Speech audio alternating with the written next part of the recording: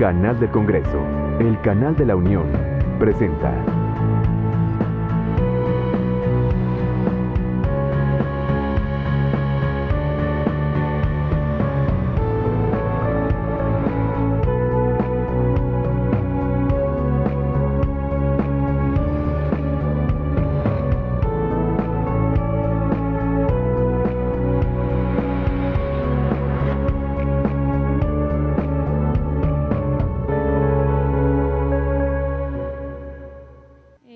Me presento, yo soy Luisa María Alcalde y voy a estar moderando esta mesa. Estamos muy contentos de estar aquí, ha sido un foro extraordinario. Lástima que empatado con la reforma energética, pero bueno, estamos llevando a cabo las dos cosas al mismo tiempo. Les platico a quién tenemos hoy presentes. Está aquí Alejandro Madrazo, a mi derecha. Él es doctor en Derecho por la Universidad de Yale, es profesor, investigador titular de la División de Estudios Jurídicos. Sus líneas de investigación más o menos andan por la política de drogas, análisis cultural del derecho, formalismo jurídico, historia del pensamiento jurídico, cultura constitucional, derechos fundamentales, derecho a la salud, derechos sexuales y reproductivos y libertad de expresión. Tiene varias publicaciones y capítulos en libros, entre ellos uno denominado Criminales y Enemigos, el narcotraficante mexicano en el discurso oficial y en el narcocorrido, Informe Jalisco más allá de la guerra de las drogas, estrategias de la industria tabacalera en México para interferir en la política de control del tabaco. Es profesor y yo fui alumna suya, muy gratificante esa clase, así que extraordinario ponente para el día de hoy. Tenemos a Alejandro Hope, él es licenciado en Ciencias Políticas por la Universidad de Pensilvania y candidato a doctor en la misma materia por la Universidad de Princeton. Coordina los proyectos de análisis sobre temas que afectan a la seguridad en México. Sus principales temas de investigación son política de seguridad, narcotráfico y drogas, estadísticas de seguridad como homicidios y secuestros. Ha sido colaborador ocasional de diversos medios nacionales como Milenio, El Economista y Revista Nexos, y cuenta con un blog que a lo mejor algunos de ustedes conocen en Animal Político, titulado Plata o Plomo. Tenemos también presente a Eric Antonio Ochoa, él es licenciado en Ciencias Políticas por la Universidad Autónoma Metropolitana, es maestro en Administración y Políticas Públicas por el Centro de Investigación y Docencia Económicas. Fue coordinador de asesores del Grupo Parlamentario del PRD en la Asamblea Legislativa. También fue coordinador de asesores de la Presidencia de la Comisión de Gobierno en la Asamblea Legislativa y desde 2010 es director de iniciativas para el control del tabaco en la Fundación Interamericana del Corazón México. Y por último, tenemos a Rubén Aguilar, él es licenciado en Filosofía, maestro en Sociología y doctor en Ciencias Sociales, socio y director general de AFAN, Consultores Internacionales SC, es profesor de Ciencias Políticas y Comunicación en la Universidad Iberoamericana y fue coordinador de Comunicación Social y portavoz de la Presidencia de la República, así como también secretario particular del presidente en 2002 a 2004. Él es editorialista del Universal, El Financiero y articulista de las revistas Estrategia y Proceso. Vamos a dar inicio en esta mesa por 15 minutos con Alejandro Madrazo. Esperemos que sea de su agrado. Muchísimas gracias. Bueno, pues muchísimas gracias a los organizadores del panel, al diputado de la Uzarán, a la Cámara de Diputados en general, a la diputada alcalde, que sobre todo por mentir descaradamente y decir que mi clase la disfrutó mucho, pero bueno, yo sin duda disfruté mucho ser su maestro en aquella época y espero que todos disfrutemos el día de hoy de una conversación que creo yo es de lo más importante para nuestro país. La política de drogas se ha tornado en los últimos años literalmente una cuestión de vida y muerte o muerte para los mexicanos, y asombra que siendo tan importante le prestemos tan poca atención desde las distintas instancias, desde la academia, desde la política, desde la sociedad civil.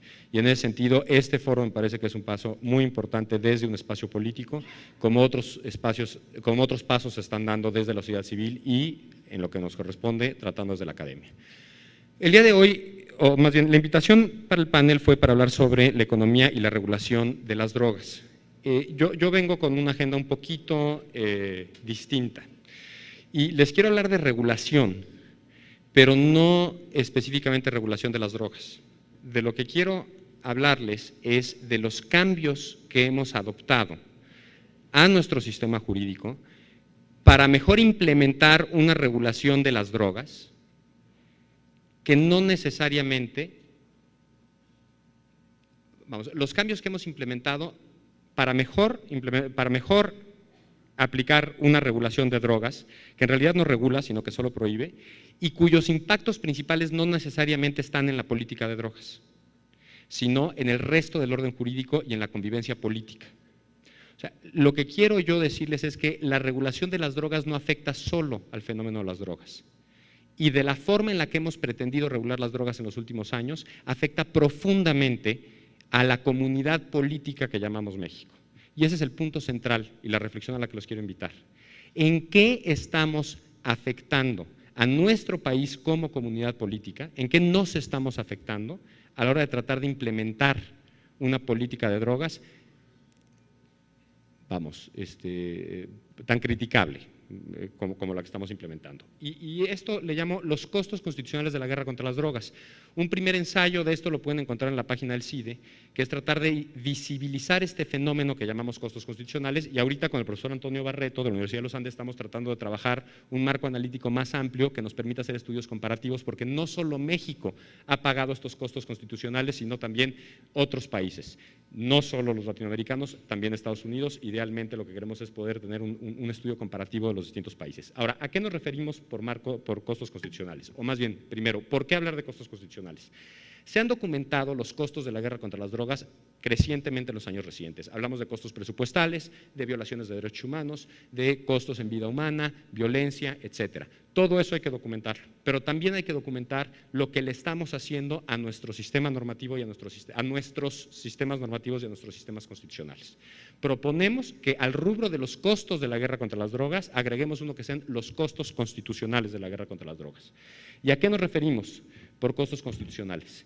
Un costo constitucional, nosotros queremos decir, es cuando socavamos algún principio, derecho o institución constitucional que consideramos valiosa.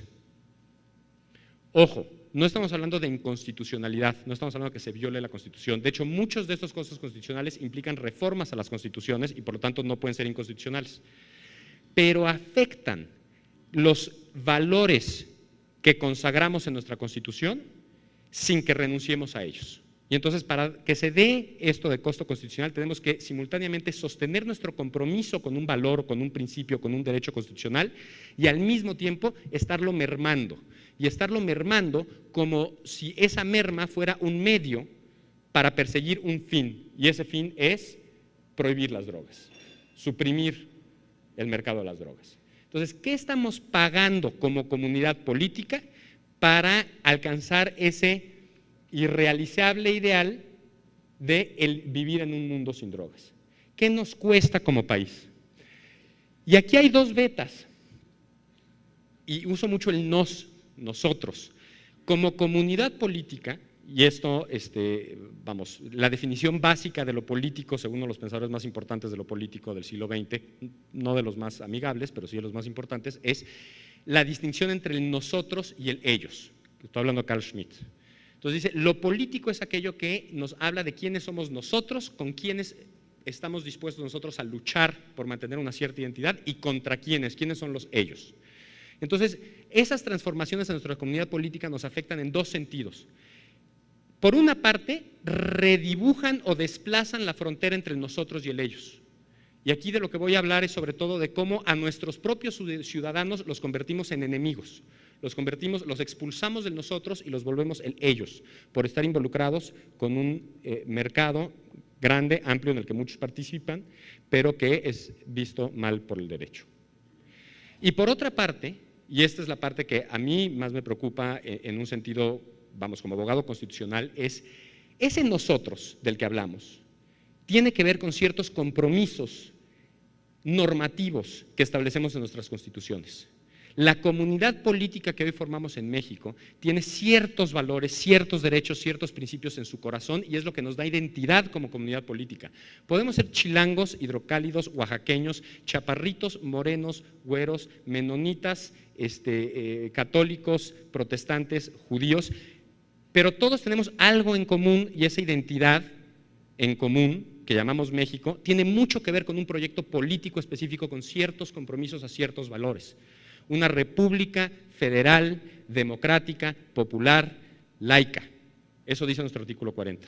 Esos son valores que compartimos y que nos hacen un proyecto transgeneracional en el cual todos participamos y eso es lo que nos define a nosotros como nosotros. Y lo que estamos haciendo en nombre de la guerra contra las drogas es socavar esos compromisos que nos hacen a nosotros y además estamos excluyendo del nosotros a una parte de nuestra población que son los consumidores, los productores y también, por supuesto, los traficantes y los distribuidores de drogas. Entonces nosotros analizamos. Y primero, el primer ensayo se hizo solo en México y solo para el periodo de la guerra contra las drogas durante el sexenio de Felipe Calderón, las reformas legales que se habían adoptado, reformas a la Constitución y reformas a leyes secundarias. Identificamos 3 tipos de costos constitucionales que estas reformas implementan. Una es la restricción de derechos. Esa es muy explícita y muy clara. En 2009 adoptamos un régimen de excepción para el sistema penal, en el cual por una parte, reformamos la Constitución para pasar a un sistema de transparencia en la persecución de delitos para los ciudadanos comunes, pero que tenía como lógica el tener un proceso cada vez más transparente y respetuoso de los derechos. Y al mismo tiempo creamos un régimen paralelo que tiene como lógica fundamental el darle más arbitrariedad a la autoridad, el restarle transparencia al proceso y el restarle derechos a los acusados. Entonces, bifurcamos a la ciudadanía. Hay ciudadanos que tienen acceso o deberían de tener acceso a un sistema de justicia penal orientado por la transparencia y por los derechos fundamentales y otros que están orientados hacia darle mayor discrecionalidad a las autoridades. Ojo, una de las cosas que encontramos es que esos dos sistemas no se mantienen herméticamente separados. En las leyes secundarias, el sistema que le da más discrecionalidad a las autoridades y por lo tanto que es más arbitrario y menos transparente, percola en el sistema que está tratando de construirse con base en juicios orales y transparencia. O sea, muchas de las figuras se trasladan de un lugar a otro y vamos a ver algunos de los datos en unos momentos. Un segundo tipo de costo constitucional tiene que ver con la conflación de funciones, o sea, funciones que el Estado había separado, y este es uno de los mecanismos constitucionales históricamente más socorridos y más consolidados. Para limitar a la autoridad hay que separar las funciones de la autoridad de forma que unas autoridades se contrapongan a otras y las limiten para que no ejerzan su autoridad de forma abusiva que restrinja los derechos de los ciudadanos. La división de poderes es el más clásico de esos mecanismos. No reunimos en un mismo cuerpo, y así lo dice la Constitución, a juez, legislador y ejecutor de la norma. Los separamos y los separamos para debilitar a la autoridad, para que no abuse del poder que tiene otorgado por la comunidad política en contra de los ciudadanos. Bueno, pues una de las cosas que hemos hecho es echar para abajo esa idea de separar funciones y lo que estamos haciendo es confundir funciones. Y en ese sentido hemos, por ejemplo, dado atribuciones de investigación a la policía. Antes, la policía tenía la función de prevenir el delito. El Ministerio Público tenía la función de investigar el delito una vez ocurrido. Hoy en día la policía tiene no solo la facultad de prevenir, sino también la de investigar, a veces en coadyuvancia con el Ministerio Público, pero la ley dice que también puede hacerlo independientemente. Investigación para la prevención. ¿Quién sabe qué quiere decir eso? Pero además se agregó otra facultad a la Policía Federal, que es el combate a la delincuencia. De entrada, ¿qué hace un término bélico de guerra en un área que tiene que ser abordada no como si estuviéramos en guerra frente a un extranjero al que hay que eliminar, sino frente a un ciudadano que estamos pensando que es criminal, pero que debemos de someter a la ley, no eliminar? Entonces, la idea de combate en sí misma es problemática, pero es problemático sobre todo porque no sabemos qué quiere decir combatir a la delincuencia. No es prevenir, o sea, no es antes de que suceda el hecho delictivo, no es investigar, porque para entonces ya sucedió el hecho delictivo, combatir, o sea, en el momento, soltar bala en el momento en el que ocurre un delito. Eso, habla de una confusión de las funciones de la policía. Pero lo mismo pasa no solo en la división de funciones entre la policía y el Ministerio Público, que históricamente habían estado separadas y que ahora están confundidas. También pasa en el uso de ciertos cuerpos para ciertas funciones. Históricamente la policía era un cuerpo utilizado para, ante ciudadanos que violaban la ley, someterlos a la ley.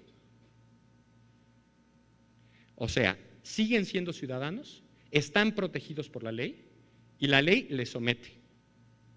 Esa es la policía.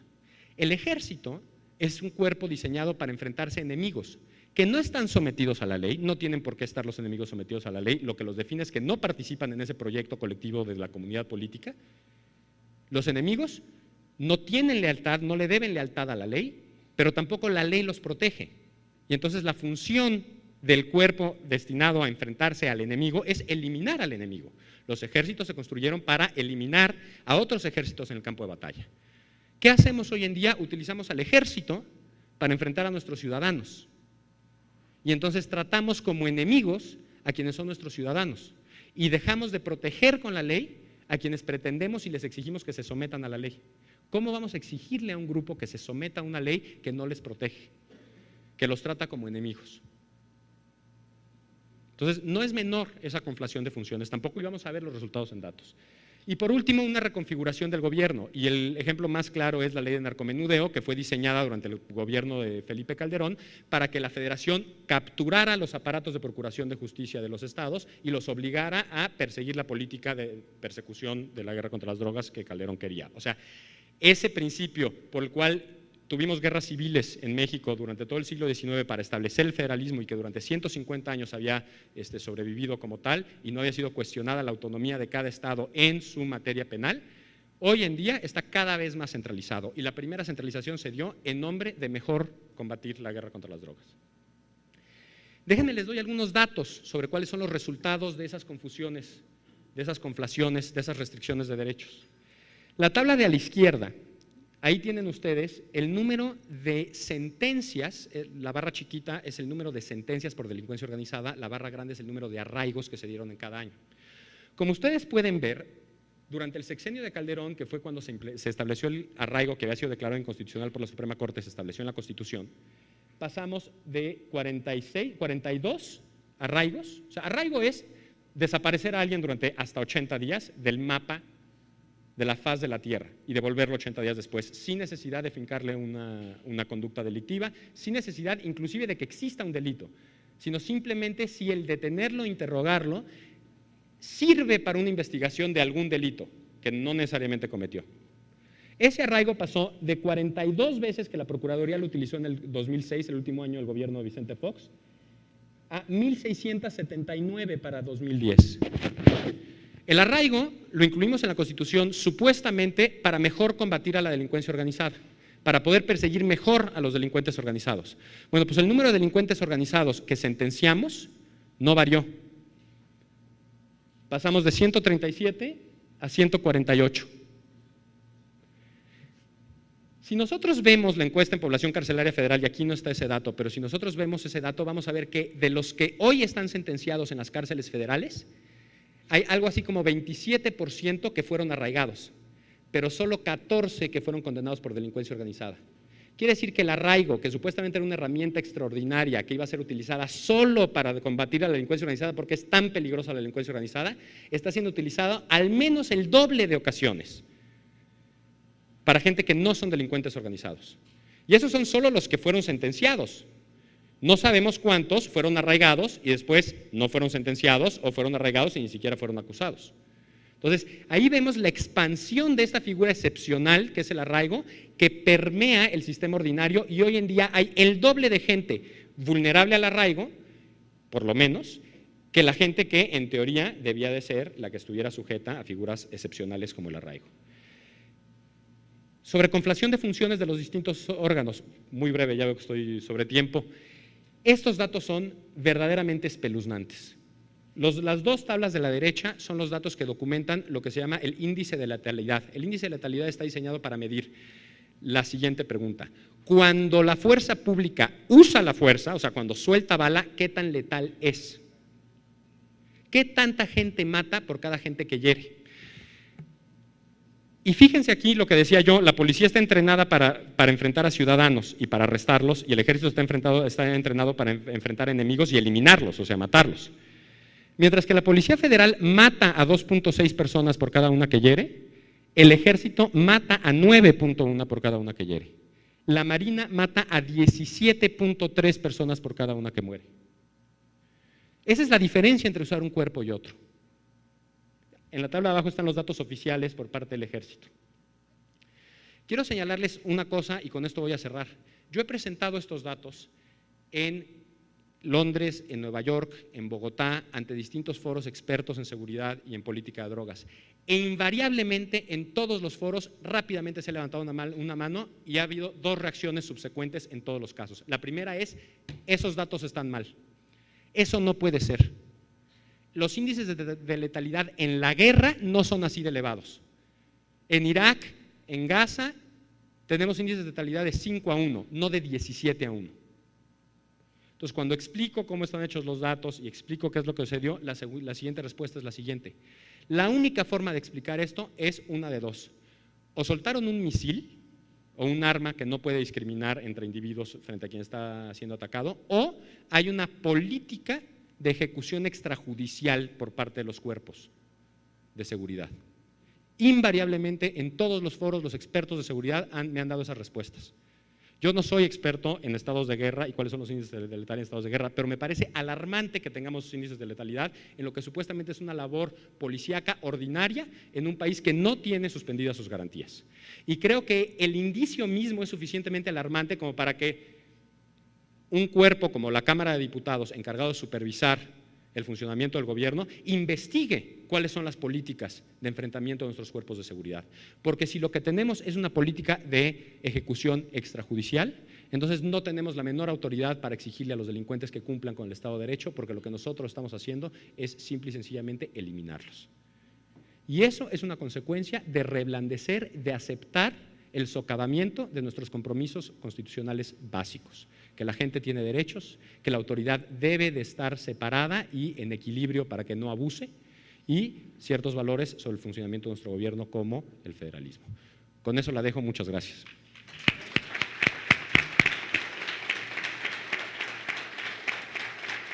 Muchísimas gracias, Alejandro. Muy interesante. Alejandro nos cuestiona qué estamos pagando finalmente como sociedad en esta lucha contra las drogas.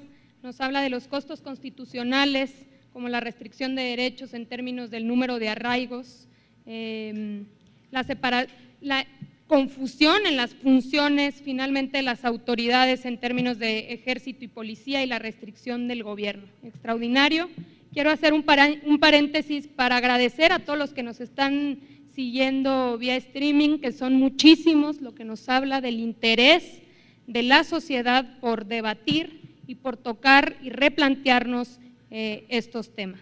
Seguimos ahora con la participación de Alejandro Hope. Claro.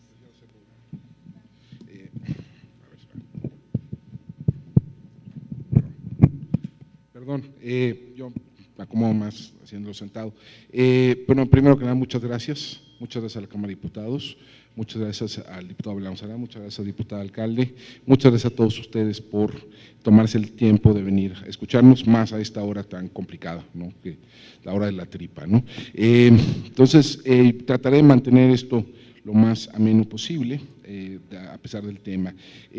Yo quiero convencerlos en la presentación de tres cosas concretas. Uno, que es, sin importar dónde se ubique cada persona en la discusión sobre la legalidad de determinadas sustancias, es indispensable medir el mercado de drogas ilegales. Si se quiere regular el mercado, es importante saber de qué tamaño es. Si se quiere preservar la política actual, es importante saber qué es lo que se está combatiendo. Y segundo, quiero convencerlos que en México medimos muy mal, que los instrumentos de medición son notoriamente insuficientes para la tarea. Y tercero, de manera un poquito más esperanzadora, que lo podemos hacer mejor. Déjenme empezar con una cita que a mí me gusta mucho de un sociólogo estadounidense que decía que las estadísticas son como los bikinis, lo que revelan es sugerente, pero lo que esconden es vital. Y esto yo creo que nos invita, este señor nos invita a la prudencia al ver los números, nos invita a la prudencia a ver estadísticas, nos invita a la prudencia a ver estimaciones, más cuando se trata de mercados ilegales. Los problemas de estimación del tamaño del mercado ilegal tiene diversos problemas. Uno muy obvio, que es precisamente ilegal. Es decir, no hay un registro de estas operaciones, esto no se emiten facturas, no se cobran impuestos, no se registra en el sistema financiero, no queda rastro de muchas de estas operaciones, lo cual hace extraordinariamente difícil medirlas. Pero además, los datos con los que sí contamos, que en muchos casos son indirectos, tienen problemas serios de frecuencia y calidad de datos. La ENA, por ejemplo, la Encuesta Nacional de Adicciones, se produce cada vez que tienen presupuesto, que es no muy seguido. La última es de 2011 y en los últimos 24 años ha habido 6. En Estados Unidos, por contraste, se produce una al año.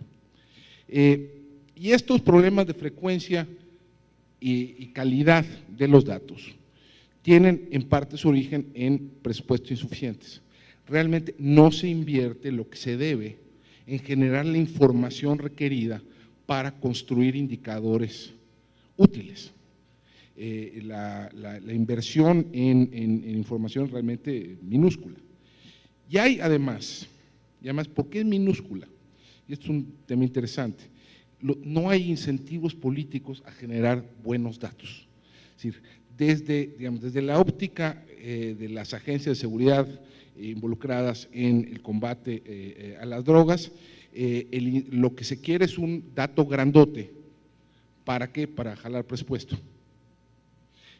Desde la perspectiva de los reformadores, también el incentivo es un dato grande. ¿Para qué? Para conferirle dramatismo al argumento.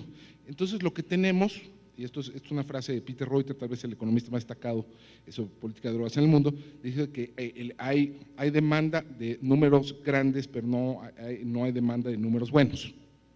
Y eso yo creo que es un problema de fondo, porque con lo que acabamos al final de este cóctel es literalmente con números mágicos que no sabemos de dónde salen. Déjenme darles un ejemplo muy concreto de números mágicos que de hecho involucra a la Cámara de Diputados. En enero de 2011, el entonces secretario de Seguridad Pública, Genaro García Luna, compareció ante la Cámara de Diputados y presentó entre otros los datos que ven aquí en pantalla. Como ven, era una estimación, una presunta estimación sobre el valor y volumen estimado, valor y volumen del mercado de drogas ilegales, no solo en México, sino en Estados Unidos. Y además se dieron el lujo de hacer la estimación para el mercado del menudeo y para el mercado del mayoreo. Es sumamente detallado, se ve impresionante, ¿no? Bueno, nosotros hicimos en INMCO, que es la institución donde trabajo, hicimos un sesudo análisis de esto utilizando un potente instrumento estadístico conocido como aritmética básica, ¿no? Suma, resta, multiplicación y división. ¿Qué fue lo que encontramos? ¿No? Lo que encontramos es que si las cifras del señor secretario fueran ciertas, un cigarro de marihuana en México de 0.5 gramos se estaría vendiendo al menudeo a 90 pesos, lo cual significaría una onza de 4,500 pesos, lo cual es, hay aquí seguro consumidores que saben que no se vende eso, salvo que sea muy buena. Dos, el precio del menudeo de la marihuana en México sería 47% superior al de Estados Unidos, lo cual abre la pregunta de por qué no hay contrabando allá para acá, ¿no? Tercero, que la marihuana y la cocaína se venden a exactamente el mismo precio, ¿no? Y cuarto, y esta es mi favorita, es que, bueno, entre otras, es que la venta, por lo visto, según las estimaciones del entonces secretario de Seguridad Pública y de su equipo, la venta al menudeo de anfetaminas es pro bono, Es pro bono. ¿Por qué? Porque el narcomenudista solo ganaría 2 centavos de dólar por cada gramo, lo cual iría muchísimo mejor vendiendo cigarros sueltos, ¿no? Digamos, tiene un gusto, es filantrópica la actividad, ¿no? Entonces, si las implicaciones son absurdas, los datos no pueden ser más que incorrectos. Estos son datos construidos con el muy mexicano método del chilazo, ¿no? Se agarra una cifra absurda y se multiplica por un coeficiente inventado, ¿no? Y nos da esto. Ahora, supongamos que no queremos construir al chilazo, supongamos que queremos ponerle método y ciencia al asunto. Hay básicamente 2 tipos de estrategias para medir el tamaño de los mercados ilegales. Algunas son, digamos, estimaciones desde la oferta y algunas son estimaciones desde la demanda. Hay varias maneras de hacerles, déjenme describir una desde la oferta, que es más habitual. Que parte muchas veces de fotos satelitales o fotos aéreas de superficies, de la superficie cultivada con cultivos ilícitos, marihuana, amapola, hoja de coca, etcétera. Luego hay software para distinguir la caña del verde de la caña, del verde de la marihuana, etc. A esa superficie, o esa estimación de superficie, se multiplica por una estimación de productividad media, sacada supuestamente de investigaciones en campo. En Colombia la UNODC tiene sus campos experimentales de hoja de coca para calcular cuánta productividad por hectárea, cosas así. Eso nos da un número, se le deduce lo que se sabe sobre erradicación, las hectáreas erradicadas. Eso nos da pues, una producción potencial. A la producción potencial le quitamos decomisos, merma, inventarios y nos da una oferta estimada. Muy bien. Esto, digamos, no hay que ser un experto para suponer que esto tiene niveles de error muy importantes, además niveles de error que se van acumulando uno por uno, o sea, porque si calculo mal la superficie y lo multiplico por una productividad media que no es, pues me sale una cifra que es loquísima.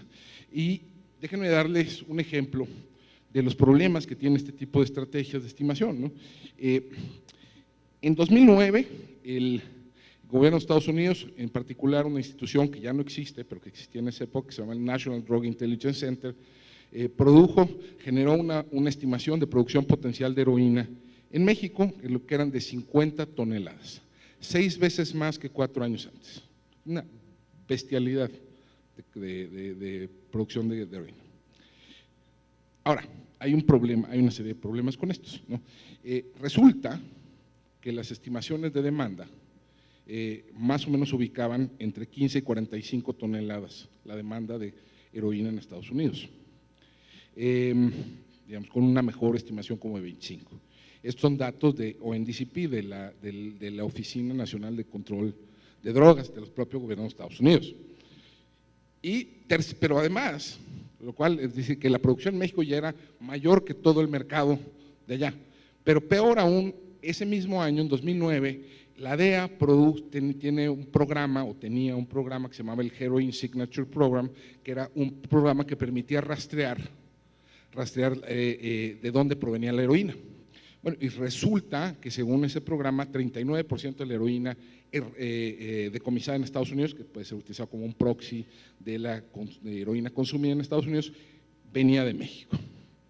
Y además, ese año pues, se decomisaron 2.6 toneladas. Bueno, pues aquí combinamos las cosas, es decir, multiplicamos, si se multiplica el consumo estimado por la participación de mercado y le quitamos los decomisos, nos quedan volando en 32 y 42 toneladas.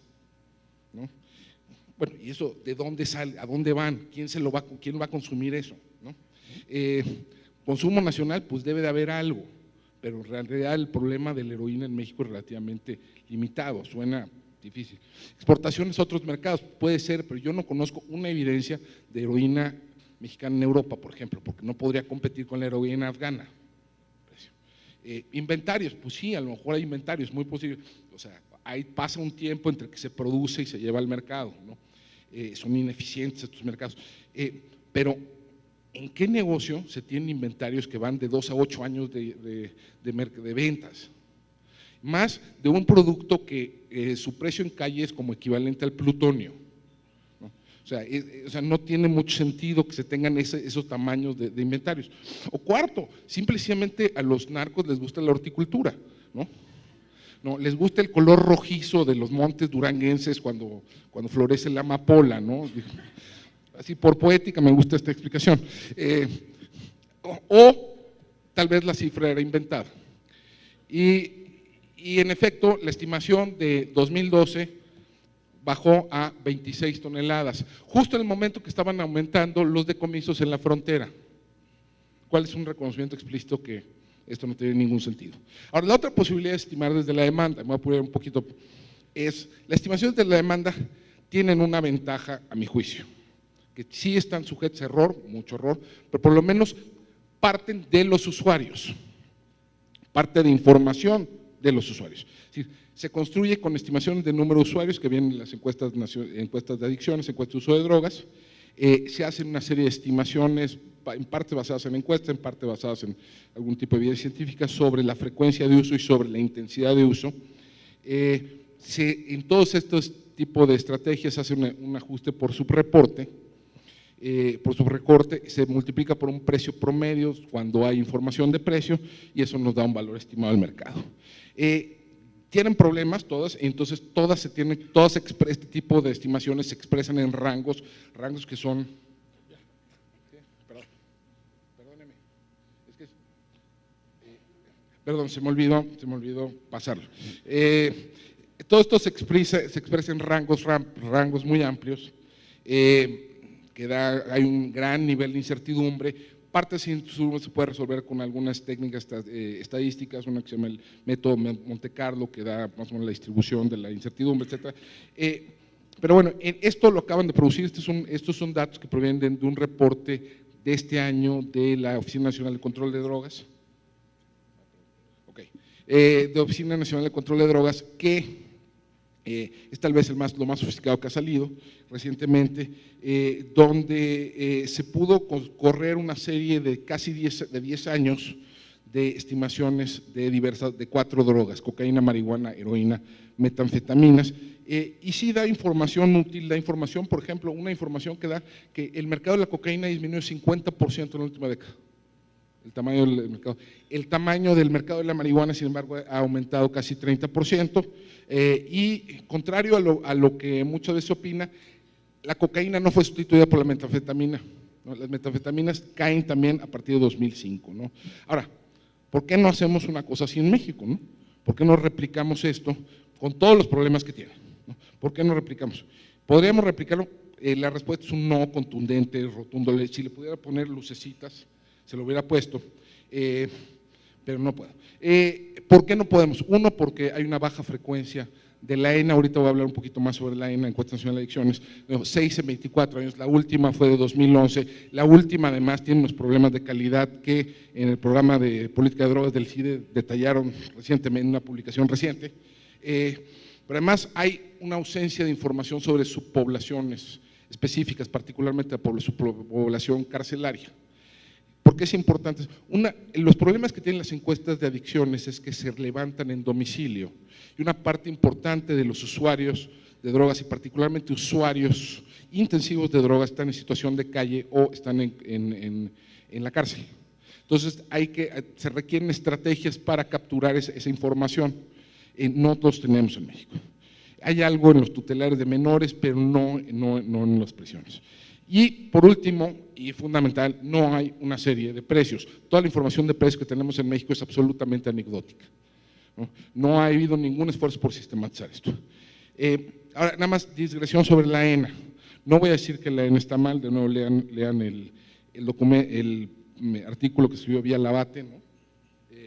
Del CIDE sobre esto, que detalla, uno de los problemas es que fue tan chica la muestra que no pudo generar representatividad, con representatividad estatal, solo regional, que es un problema. Pero más allá de eso, olvídense eso. Según la ENA, la prevalencia de consumo, es decir, la prevalencia de consumo en la población entre 12 y 65 años es de 1.8%, ¿no? Pero resulta que el INEGI, en otro ejercicio que se llama la ENVIP, en la Encuesta Nacional de Victimización y Percepción de la Seguridad Pública, Le preguntan a la gente si ha atestiguado el consumo de drogas, resulta que 36% dice que sí. Entonces, salvo que los consumidores de drogas sean una población, los consumidores de drogas sean una población transhumante, no, sean nómadas, ¿no?, que se mueven a lo largo del ancho del territorio, hay algo que no cuadra aquí. ¿Qué? No sé. Ya casi, ya me van a preguntar. Pero, sí, más allá de este problema, es muy importante medir más si se quiere regular. Les voy a dar un ejemplo muy concreto, el caso reciente de Colorado. En Colorado acaba de sacar un reporte, el equivalente de la Secretaría de Finanzas, en el cual resulta, según las estimaciones, que la demanda de marihuana en Colorado es mucho mayor de la que se había anticipado, de 121 toneladas para los locales más 9 de visitantes, lo cual nos da un total de 130. Y resulta que las ventas en el mercado legal, ya sea médico, ya sea recreativo, son de 77 toneladas. Entonces, esto sugiere que casi más de 40% del mercado se mantiene en la ilegalidad, ¿no? Lo cual le da información a los legisladores de Colorado para ajustar su política. Probablemente sea demasiado restrictiva, al menos en términos del objetivo de reducir el tamaño del mercado negro. Entonces, ya con esto termino, déjame dar 5 propuestas concretas en este sentido. 1, hay que producir una encuesta nacional de elecciones, hay que producir una encuesta nacional de elecciones todos los años. Y hay que fondearla, y ahí es una tarea que el Congreso de la Unión puede encabezar. Y además de tamaño suficiente para tener representatividad estatal y además información útil sobre subpoblaciones específicas. Segundo, establecer un mecanismo de monitoreo para población penitenciaria. Aquí hay un modelo en Estados Unidos que puede servir, se llama el ADAM, que es un modelo que combina exámenes toxicológicos con encuesta, lo cual permite saber cuál es la cifra negra un poco, ¿no? Tercero, hay que crear un mecanismo de seguimiento de precios de mercados ilegales. Ya están las facultades en la ley, ya se pueden hacer compras encubiertas, ya se pueden hacer entregas controladas de efectivo, ya se puede hacer, se requiere voluntad para hacerlo. Y ahí el modelo, la DEA tiene un sistema que se llama Strive, se puede tomar de eso y mejorar eso porque tiene sus problemas. Cuarto, hay un sistema que se llama el Sistema de Vigilancia Epidemiológica de las Adicciones, de la Secretaría de Salud, ya hoy produce información útil, hay que facilitar el acceso. Ahorita la información te produce en reportes anuales que presentan en PDFs, es muy difícil procesar esa información. Quinto, también tenemos que transparentar la información de la oferta. Hay una base de datos en el CENAPI, en la PGR, conocida como Esfuerzo Nacional contra el Narcotráfico. En todos los informes de gobierno viene un cuadro resumen de esto. Prácticamente todas las peticiones de transparencia e información de esta base de datos son respondidas con una negativa contundente. Entonces, se puede hacer un esfuerzo para transparentar esta información. Yo con esto concluyo. Muchas gracias. Muchísimas gracias, Alejandro. Muy interesante. Alejandro nos habla de la importancia de medir el mercado de las drogas para saber dónde estamos parados, hacia dónde vamos. Hace propuestas muy concretas de producir encuestas, mecanismos de monitoreo, mecanismos de seguimiento de precios, transparentar información de la oferta. Propuestas que hay que tomar en cuenta para, digamos, todas las propuestas que podamos plantear a raíz de estos foros. Ahora damos inicio a la participación de Eric Antonio Ochoa. Muchas gracias. ¿Quieres? Muy bien. Hecho.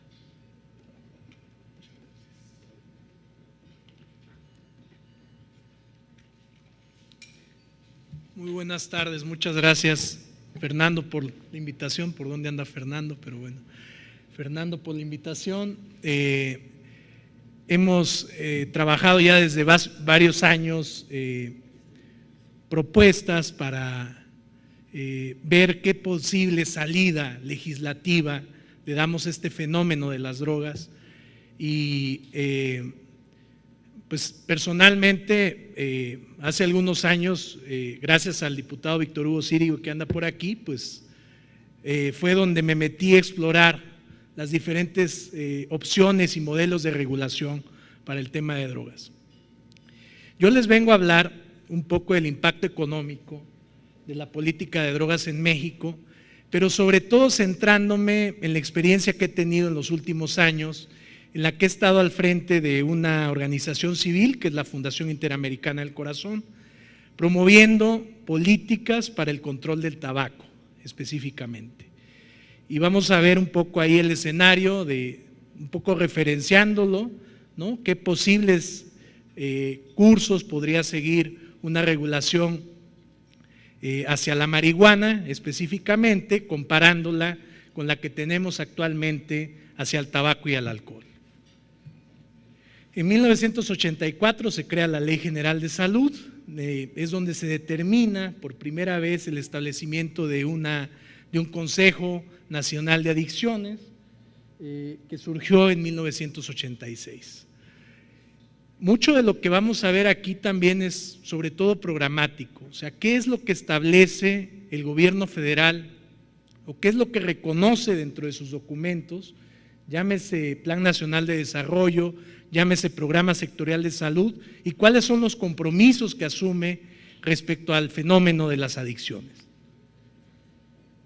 En el 2007 al 2012, uno de los indicadores de los objetivos que se buscaban en el Programa Sectorial de Salud del 2007 al 2012 era reducir en 10% la prevalencia de consumo de las drogas ilegales de la población entre los 12 y los 17 años.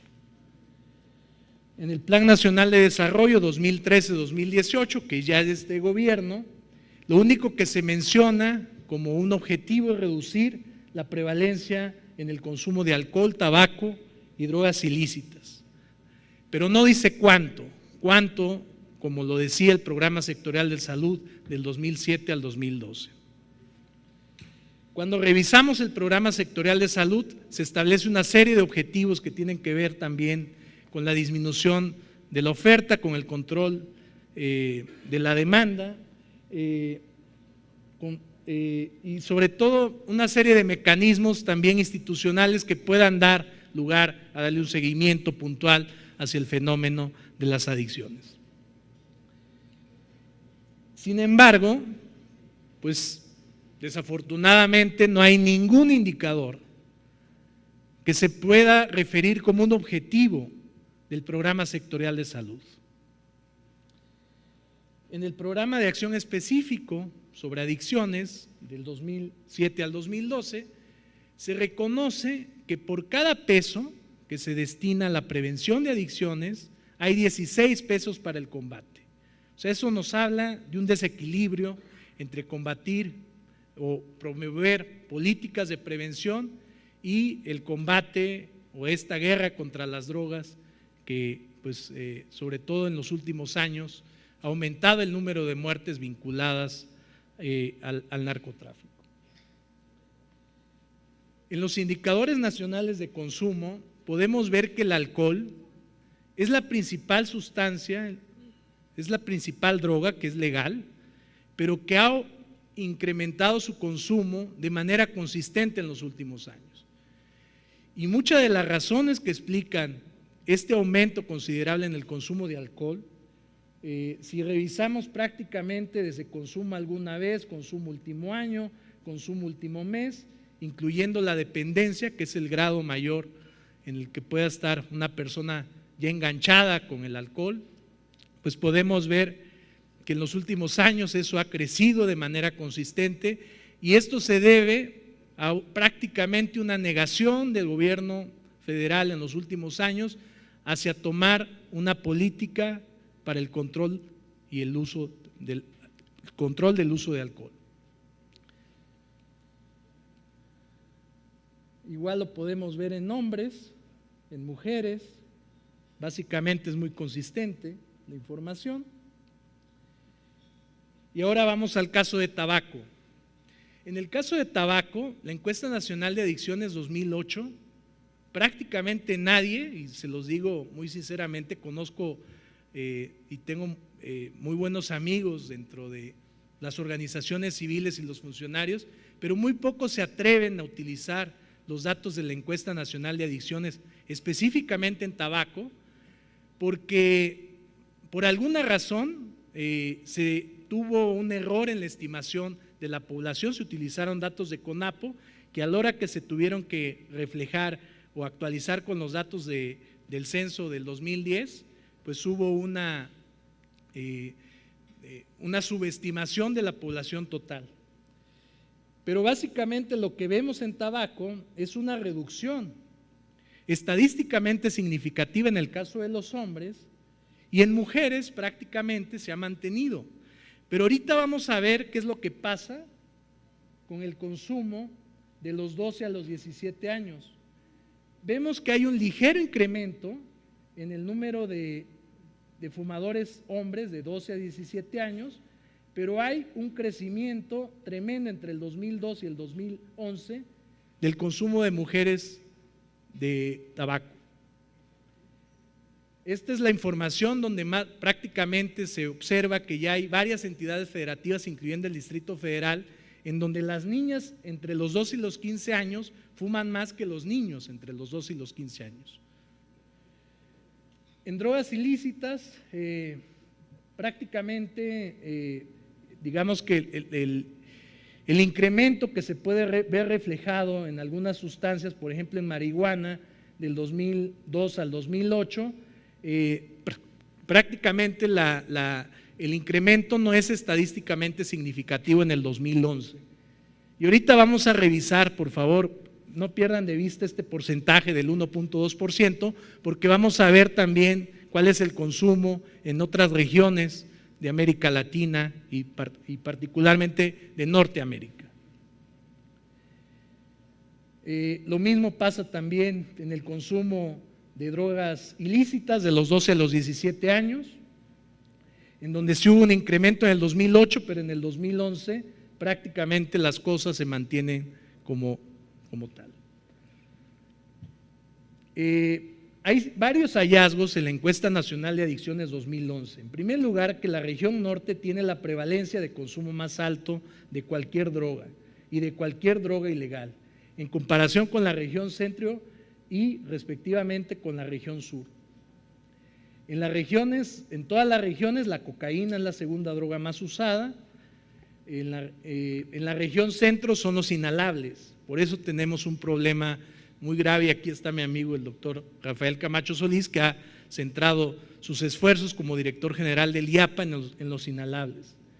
Dentro de la población de los 12 a los 17 años, el consumo de marihuana ha aumentado significativamente en la región norte, cuando pasó de 0.8% en el 2002 a 1.4% en 2008 y a 2.2% en 2011. Lo mismo sucede en drogas ilegales o cualquier otro tipo de droga. El impacto económico. Según el informe mundial sobre las drogas 2014, que se dio a conocer hace algunos meses, fue en mayo, se estima que hay entre 162 y 324 millones de personas dentro de los 15 y los 64 años que ha utilizado alguna sustancia ilícita en el año anterior. Esto corresponde más o menos, se maneja un umbral entre el 3.5 y el 7% de toda la población adulta. Aunque el consumo mundial se mantiene estable, hay un incremento significativo de nuevas sustancias psicotrópicas. O sea, aquí el boom no se está dando en el consumo de marihuana o de cocaína, incluso en otro tipo de drogas, pero sí prácticamente está aumentando de manera galopante el consumo de drogas de laboratorio, digamos. Y el consumo de heroína, por ejemplo, en Europa parece estar disminuyendo, ¿no? El de opiáceos se mantiene estable, el consumo de cocaína sigue disminuyendo en Estados Unidos, y el cannabis, la sustancia ilícita más consumida en el mundo, registró un pequeño aumento de prevalencia de 180.6 millones, es decir, que el 3.9% de la población del 15 a 64 años de edad, pues consume marihuana, que ya se empieza un poco a alejar del 1.2% que tenemos, que es como el dato de México, ¿no? Si ustedes se fijan eso. Voy a contrastar el número de muertes que la Organización Mundial de la Salud reconoce por el consumo de sustancias ilícitas, por el alcohol y por el tabaco. El tabaco mata alrededor de 6 millones de personas cada año, de las cuales el 10% son personas que no han consumido, que son directamente el tabaco, sino que son fumadores pasivos. La Organización Mundial de la Salud habla de 3.3 millones de personas por consumo, de 3.3 millones de muertes por consumo de alcohol. Y habla solamente de 183.000 muertes, según el último informe mundial de drogas, por el consumo de drogas ilícitas. O sea, lo menciono para dimensionar la cuestión y el problema. No me voy a detener mucho en esto porque si no se nos va el tiempo, pero quiero llamar la atención sobre el consumo, sobre todo de cannabis, que es del 10.7% en el caso de Norteamérica, del 5.7% en el caso de Sudamérica, y recordemos que es del 1.2% en el caso de México. Tampoco voy a detener en eso. Hay varias estadísticas que se mencionan sobre el impacto económico de las drogas. No, tampoco me voy a detener mucho en eso. Y aquí voy a referirme específicamente a dos modelos de regulación sobre las drogas que utilizan el análisis económico del derecho.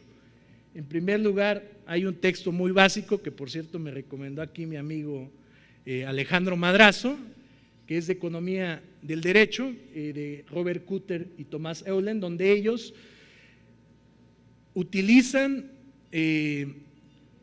todo el análisis microeconómico para justificar por qué sí una regulación para la marihuana específicamente, una regulación diferenciada en la que para el caso de los adictos, que no son sensibles a las variaciones en los precios, sino tienen una demanda inelástica, pues ahí no importa el precio.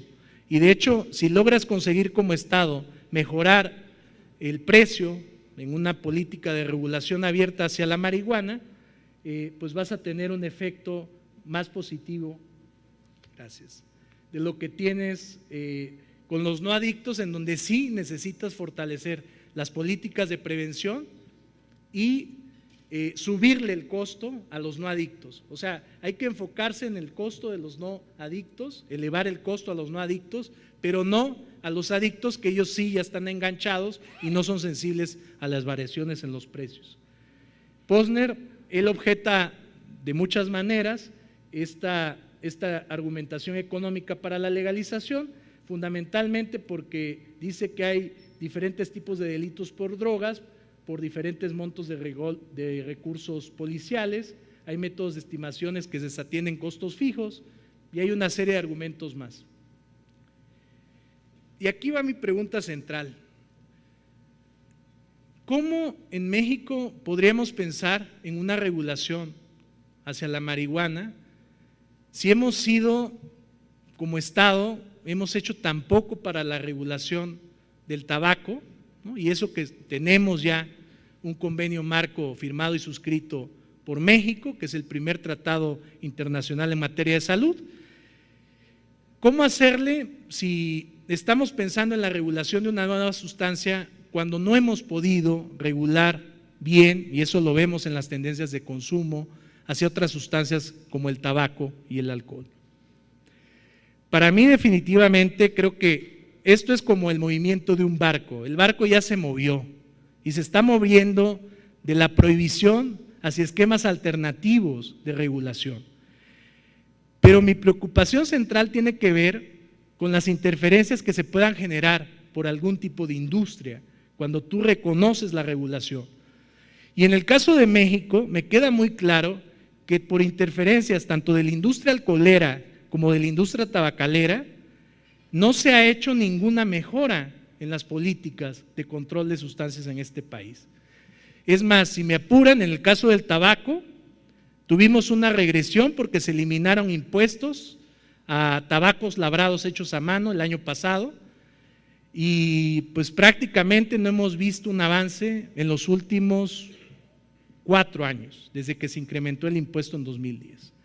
Entonces, esas son un poco las reflexiones que yo quiero compartir con ustedes, porque me queda claro que necesitamos explorar, que necesitamos ver mecanismos que no generen una industria tan poderosa como la industria del tabaco y el alcohol.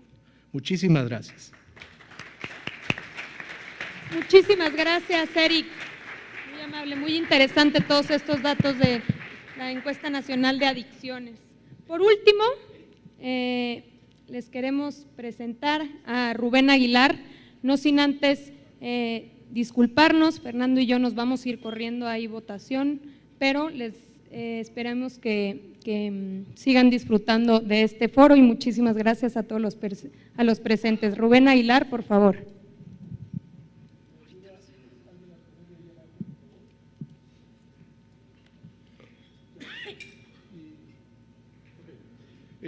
Bueno, buenas tardes para los que no han comido. Bueno, muchas gracias a Fernando por la invitación, a los compañeros del panel, nos vemos. Yo de antemano decir que estoy a favor de la legalización, regulación de todas las drogas, y de entrada, y desde esa lógica es lo que voy a exponer, y sé que hay muchas cosas que se podrían matizar, pero intencionalmente voy a ir para cumplir.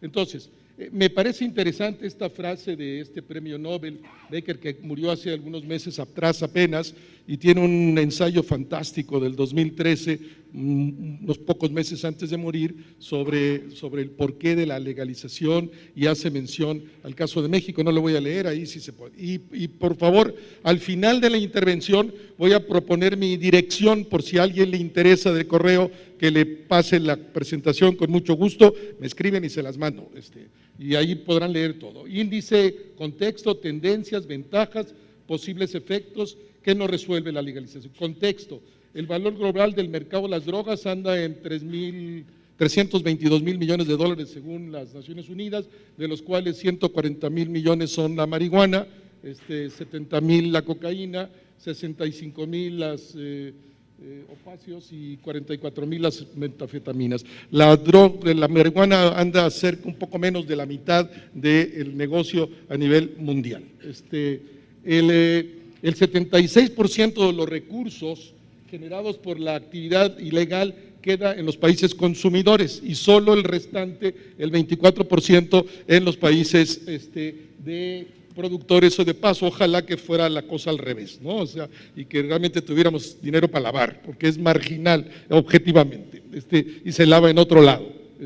Desde 60 en las encuestas de salud de los Estados Unidos, 46% de los norteamericanos dicen que se ha puesto alguna vez algo, y nosotros pues apenas el 6 o 8% nos ganan por goliza, si es que para verlo en términos de salud pública y lo que significa las cosas. La tendencia, pues ustedes saben que el fracaso del enfoque de los últimos 45 años, Nixon, 69, todo eso que ya saben, pues obliga a que se busquen nuevas alternativas, que es lo que está ocurriendo en Uruguay, en Estados Unidos, en Holanda, en los clubes de consumo en España. En todos lados hay como el camino hacia allá. Recién Jorge, en un artículo, Castañeda, que estuvo acá, pues nos proponía o recordaba que, entre otras cosas, que en 2013 se legalizó ya también en Illinois, en 2014 en Nueva York, en términos de marihuana médica, que son ya 23 estados de la Unión Americana. Este año se va a votar en noviembre, en el caso de Oregon y en el caso de Alaska, la legalización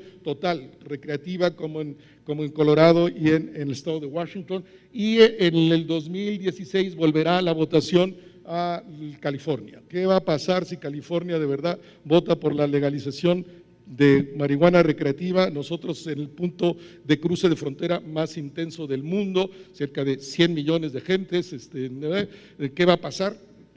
Es un problema para el gobierno de México, no para los Estados Unidos. Ventajas de la legalización, yo veo que la marihuana pues representa menos de la mitad del negocio, pero el 70% del consumo. Comencemos legalizando y resolviendo el problema del 70%, ahí después vemos qué hacemos con el otro 30%. En un inicio yo pienso que la legalización, regulación, cuenta con las siguientes ventajas desde mi punto de vista, todas discutibles si uno quiere, pero ese es mi punto de vista. El ingreso se reduce brutalmente, el ingreso de los la ilegalidad a quien beneficia es a los criminales, y en ese sentido se reduciría brutalmente su dinero, se transparentaría esta actividad económica, todos pues serían como dueños de tabacaleras o como dueños de plantas de alcohol, etcétera. El gobierno tendría recursos fiscales de esta actividad, impuestos, etcétera, etcétera. Reducción de la violencia me parece que disminuiría brutalmente si se legaliza, pues ¿para qué quieren la gente andar con armas de uno de otro lado? En automático la violencia se reduciría, caerían los índices entonces generados por este tipo de actividad, etcétera, y la falta de protección y armamento, etcétera, lo que está ahí. Tercero, reducción de costos sociales, me parece que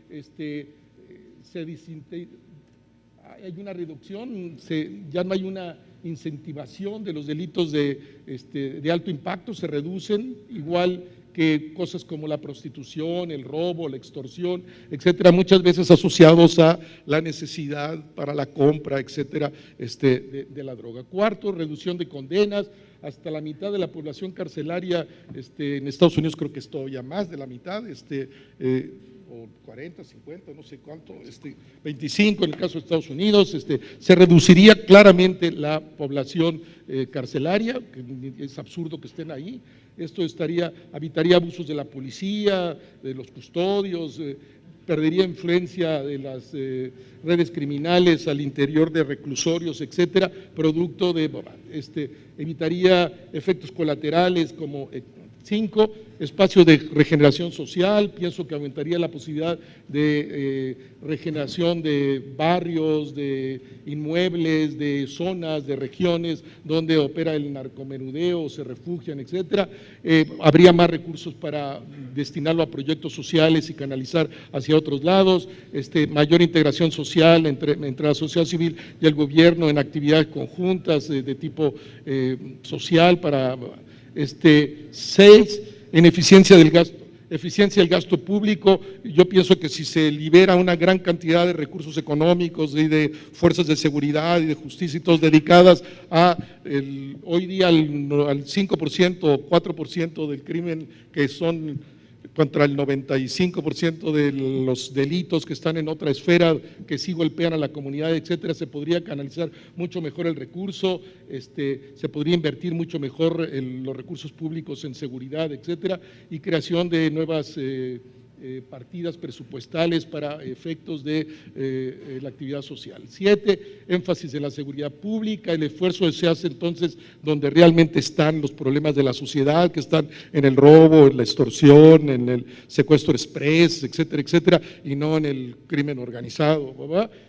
Atención a riesgos y peligros cercanos a la comunidad, a las gentes, etcétera, políticas públicas para dar cuenta específica de estas cosas. 8, calidad del producto, así como si está legalizado, regulado, pues el tabaco tiene que ser de cierta calidad, el alcohol igual, pasaría con las drogas que son objeto hoy de problema. En ese sentido habría normas, estándares, etcétera, espacios de oportunidad para la responsabilidad social empresarial, bla, bla, bla, servicios de supervisión de la autoridad, de la calidad, del lugar donde se venden, etcétera, etcétera. 9, distensión de la agenda bilateral. A mí me parece que es un tema central y seguirá siendo mientras con los Estados Unidos, pero también ahora con los países de Centroamérica. Ese punto dejaría de ser relevante en la agenda bilateral. ¿Qué va a pasar, insisto, en 2016? Abre espacios para tratar y ubicar en la agenda real cuáles son los reales problemas y evitando estas tensiones de siempre. Rendición de cuentas, como política pública, si está legalizada, ¿verdad?, pues se tiene que informar, se da cuenta cuáles son los resultados, vimos, no, qué pasó, sí, todos estos números o mediciones que hacía referencia Alejandro en la reglas de operación estrictas, trato de la recaudación, como entidades públicas y privadas responsables de la administración de... A mí me parece que eso, insisto, podremos discutir mucho, intencionalmente lo estoy haciendo muy rápido, están en el ámbito de las ventajas. Por ahí andarían las ventajas, podemos matizar, discutir, otros estarán no de acuerdo. Yo no soy un experto, sí soy un ciudadano preocupado por el tema posibles efectos colaterales. alguien puede decir siempre, bueno, pues si ya golpeaste al crimen en un lado, se va a ir a buscar otros mercados. Se dice que el crimen busca otros. Es posible, pero no va a ser fácil. En la medida que no tengan los recursos, que no tengan el armamento, que no tengan una serie de cosas, que eso se va a desincentivar. Hay una reducción real en el poder corruptor del narcotráfico si le quito, o del crimen organizado, perdón, si le quito esa posibilidad. Otro, que el mercado negro, se dice que el mercado regulado va a abrir el espacio para un mayor mercado negro. Pues lo mismo ocurre de términos marginales. ¿Hay mercado negro de alcohol? Sí. ¿Hay mercado negro de tabaco? Sí. Es marginal en relación del conjunto. Probablemente habría mercado negro, pero sería absolutamente marginal si fuera el caso. Promueve actividades ilícitas. Pues se dice que existe evidencia de que el consumo de drogas, incluyendo obviamente el alcohol, puede generar mayor violencia. Seguramente sí, y los posibles riesgos pueden ser mejor ubicados y controlados si pasa al nivel de la legalización, y el gobierno puede actuar de manera más decidida, y puede haber campañas. Se hablaba de la reducción del tabaco, en algunos países ha habido una reducción del alcohol, etcétera, etcétera. Incremento del consumo, pues se dice que la legalización, regularización incrementaría el consumo. No existe evidencia de la tal cosa, o en todo caso habría que discutir mucho más el punto. En el caso de Holanda, que tiene, no aumentó y es menor que otros países el consumo que están en la ilegalidad. Habrá que ver qué ocurre con Uruguay, etcétera, pero no existe evidencia suficiente para decir que es en automático, se legaliza y todo el mundo se la va a poner. No es el caso. Y habría que discutir con números. Se hace en todo caso, habría mucho más espacio de acción de la familia, de la escuela, etcétera. ¿En qué no resuelve? ¿Qué no resuelve la legalización, regulación? Entre otras cosas, yo pienso, pues no va a resolver los usuarios problemáticos, no va a eliminar la existencia de gente que enloquece, se pone loca, como se pone con el alcohol, se va a poner con las drogas, etcétera. Pues sí, en principio no lo va a eliminar. No va a eliminar la existencia de las adicciones, pero tampoco pienso que las va a incrementar. Pienso que problemas sociales, no elimina por sí la pobreza, no elimina por sí la falta de oportunidades, no elimina por sí la violencia. Pienso que sí reduce, pero no en sí mismo va por otros lados, porque mucha gente dice, bueno, es que ustedes están diciendo que con eso se va a acabar la violencia. Pues no, se va a acabar, no, pero sí va a haber una reducción significativa, pienso yo, de los problemas sociales asociados a la ilegalidad. El crimen organizado, no elimina el crimen organizado, pues en otras actividades desde luego que no. Podrán buscar otros nichos de mercado, sí. Me parece que no, que será mucho más difícil, como lo proponía al principio, porque si se reducen los recursos y se reduce las armas y se reduce una serie de actividades corruptoras con las policías, etcétera, pues no necesariamente. Entonces, y termino con esa famosísima frase de Milton Friedman que ustedes ya conocen: es inaceptable la guerra contra la marihuana, y es en particular con el caso de la marihuana, esa de premio Nobel ahí está,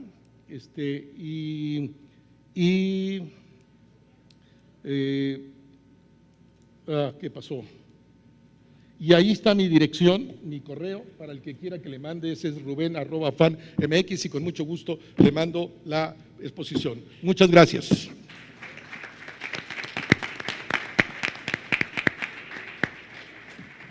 No me queda más que agradecerle a los ponentes que nos acaban de ofrecer un enfoque variopinto acerca de esta política de drogas que debe modificarse, también las cuestiones jurídicas, cuestiones cuantitativas y económicas. Bueno, les voy a informar que vamos a tener un receso, regresamos hasta las 4 de la tarde, y los esperamos aquí a esta hora. Muchas gracias.